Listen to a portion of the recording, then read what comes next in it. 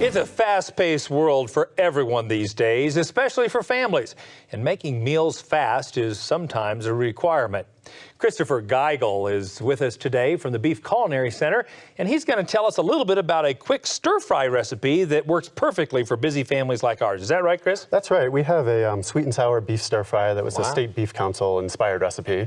Outstanding. So it's a pretty simple recipe, really straightforward. The first thing we're going to do is make a little sauce. Yep. So I have some sweet chili sauce here. Okay. Going to add that to this bowl. Yeah. A couple of tablespoons or so, huh? About a quarter cup. Quarter cup. Yeah. Add a little soy sauce to that. Yeah. Perfect. And a little bit of rice wine vinegar. Oh, wow. That does it. And that does it. We're just going to stir that up a little bit. Okay. We're going to let that sit there for a minute. Right. We have our vegetables here. We have some thinly sliced red bell pepper. Okay. And then also some snow peas that I sliced thinly as well. I was wondering what those were. Yeah, so I sliced them nice and thin because they cook really quickly that way. You can leave them whole. They're just going to take a little bit longer. I love snow peas. So I'm going to add those to this bowl here. Yeah. That and then the snow peas. You bet. And we're going to add a little bit of our sauce to that. Oh, okay. Even before you cook it? Even before we cook it, we're going to let them marinate a little bit. Oh, okay. Just like a tablespoon or two. Yeah. We're going to take the same fork here and just mix those up and let them sit there. While those are marinating, we have the top sirloin, which is the beef we'll be using in this recipe. Gotcha.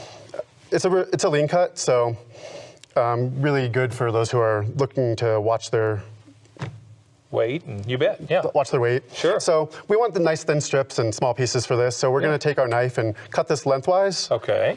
Sure. Like this. Kind of leave them together there. All right. And then get some nice thin strips here. I see. So they'll cook quickly, I suppose, and yep. So they'll cook really quickly. So just a few really thin strips right there. I did some of this earlier, so I'm going to add this beef to that. Okay, that's perfect. So before we add it to the frying pan, we're going to take this beef and add it to this bowl. Okay. And in total, you know, if you're cooking for a family of 5, about how much beef would I want, you suppose? A pound to a pound and a half. Yep. To the beef, we're going to add some cornstarch. Okay. And some ginger. Oh, is that what that is? Yep. Right. So either finely minced ginger, or if you want to save some time in the fresh herb section in a grocery store, you can find some ginger paste already done for you. Perfect. And add that to that. Gotcha. And then is this just going to make our browning or breading, or what is this doing So this does a few things. One of them is for flavor. Okay. Ginger and onions and garlic are all kind of in this aromatic family, so it adds a lot of flavor. The cornstarch adds to the browning and the flavor development, and also helps to keep the beef nice and tender. Oh, that's excellent. So we're just going to mix that up and get it all coated real nice. Interesting. And then we have a frying pan over here, which I started heating already, so it'd be nice and hot for us. Sure. Just going to add a little bit of vegetable oil to that. All right. Just a tablespoon or so. Right. Because this, again, is very lean. Very lean, so just enough so it doesn't stick and to add some browning. So we're going to take part of this meat and add it to our frying pan here. Okay. It's really important when you're doing stir fry to do small batches. Oh, really?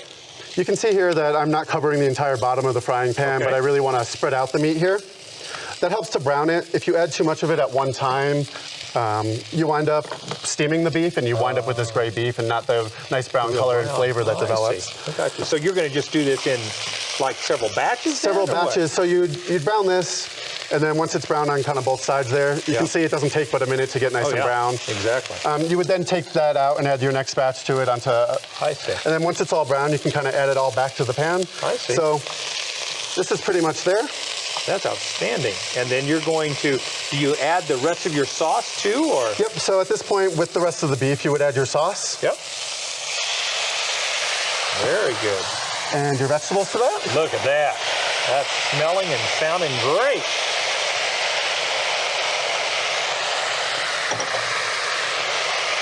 And then you would just serve that over ramen noodles, or if you're doing the gluten-free thing or don't like noodles, you can always serve it over rice. They have those already cooked basmati and different rices in the stores. Outstanding, and this is our finished product. Looks absolutely delicious, and that's smelling great, by the way. Well, thanks. Thanks so much for bringing this recipe. Thanks for having us. You bet. For this and other great beef recipes, visit the website beefitswhatsfordinner.com. Or you can check them out and see video replays on our website. That's cattlemen2cattlemen.org.